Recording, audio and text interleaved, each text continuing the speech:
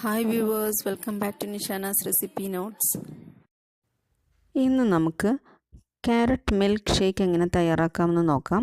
അതിനു വേണ്ട ingredients 2 medium sized carrot ഞാനിവിടെ ക്യൂബ് ചെയ്ത് വെച്ചിട്ടുണ്ട്.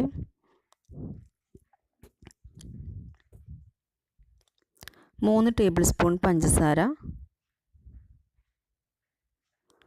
2 ടേബിൾ സ്പൂൺ കണ്ടൻസ്ഡ് മിൽക്ക്, നെസ്ലയുടെ മിൽക്ക് മെയ്ഡാണ് ഞാൻ യൂസ് ചെയ്യുന്നത്.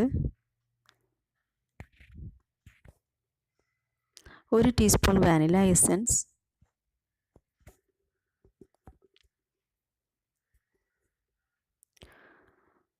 1 കപ്പ് തണുപ്പിച്ച പാല്, 1 കപ്പ് വെള്ളം. ഇനി ആദ്യം ഈ ക്യാരറ്റ് നമുക്കൊന്ന് വേവിച്ചെടുക്കണം.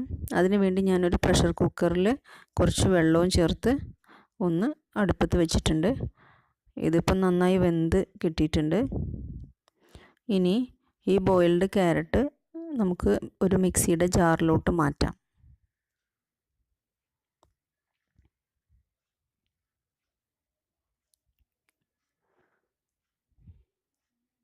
ഇനി ഇതിലേക്ക് ബാക്കിയുള്ള ഇൻഗ്രീഡിയൻസ് കൂടെ ചേർത്ത് കൊടുക്കണം.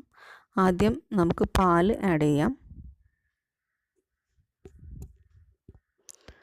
പഞ്ചസാര ചേർത്ത് കൊടുക്കാം.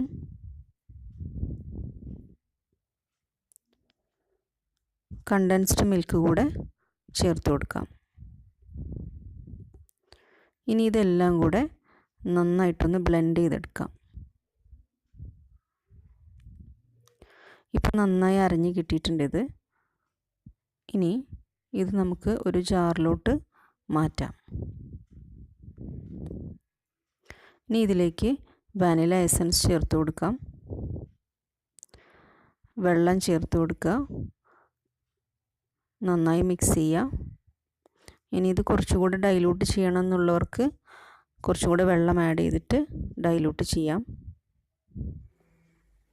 ഇനി ഇത് ഒരു സെർവിങ് ഗ്ലാസ്സിലേക്ക് ഒഴിച്ചു കൊടുക്കാം.